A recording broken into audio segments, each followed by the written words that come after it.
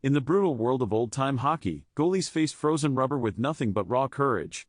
Long before helmets were even a thought, one man stood out, famously declaring "My face is my mask," and then proving it for over 2 decades. He played nearly his entire career without a mask, won 4 Stanley Cups, yet was more afraid of airplanes than a 100-mile-per-hour slapshot. This is the story of Gump Worsley, a champion whose legacy was carved from ice, grit, and an unbelievable amount of pain. Gump Worsley was an unlikely hero. Standing just 5'7", his acrobatic style seemed to run on pure instinct. He landed with the abysmal New York Rangers in 1952, facing a nightly barrage of 40 to 50 shots. Yet, on that last-place team, he was so spectacular he won the Calder Trophy as Rookie of the Year. But after asking for a mere $500 raise, the Rangers demoted him. He spent the entire next season in the minors, becoming the only Calder winner in history to not play in the NHL the following year. Gump's response was to simply win the MVP award in that league. He returned to New York and spent a decade as the only bright spot for the struggling franchise. The constant losing forged his famous wit. When a reporter asked which team gave him the most trouble, Worsley's deadpan reply was, "The New York Rangers." His humor was a shield against the nightly punishment he faced on the ice. You can't talk about Gump without talking about pain. For most of his 21 seasons, his face was completely exposed.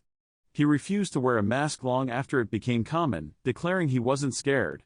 The physical toll was immense. He suffered countless cuts, a severed tendon, multiple knee surgeries, and concussions.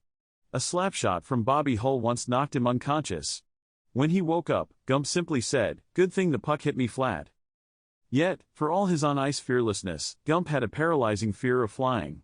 An emergency landing after an engine fire in the minors left him terrified of air travel. The man who willingly stopped 100-mile-per-hour pucks with his face suffered a nervous breakdown from flight anxiety. His greatest battle wasn't against shooters, but against the planes required to get to the game. A 1963 trade sent Gump home to the powerhouse Montreal Canadiens, giving him a real shot at winning. After a rocky start, he took over as the #1 goaltender. The pressure of playing for a contender made him better. What followed was a remarkable late-career surge. After a decade of losing, Gump became a champion, leading the Canadiens to 4 Stanley Cups in 5 years. He was a cornerstone of the dynasty, twice sharing the Vezina Trophy for best goaltending. During the 1968 playoffs, he was unbeatable, going a perfect 11-0. The perennial underdog was now a winner of the highest caliber. Gump's fear of flying eventually forced a brief retirement from Montreal in 1969. But he wasn't done. The Minnesota North Stars coaxed him back, promising fewer flights. He played until he was 44, finally retiring in 1974. In a fitting end, he wore a mask for the final 6 games of his career, simply stating, "I still had my 2 eyes. I decided to thank God for small favors." Gump Worsley was inducted into the Hall of Fame in 1980. His legacy is one of contradictions: the fearless warrior terrified of flying, the quick-witted jokester who was a fierce competitor. He represents a bygone era of hockey, a timeless story of resilience, humor, and achieving greatness on your own terms. They say they don't make 'em like Gump anymore, and they're right. His story is a raw look into hockey's past and a tribute to the characters who shaped the game.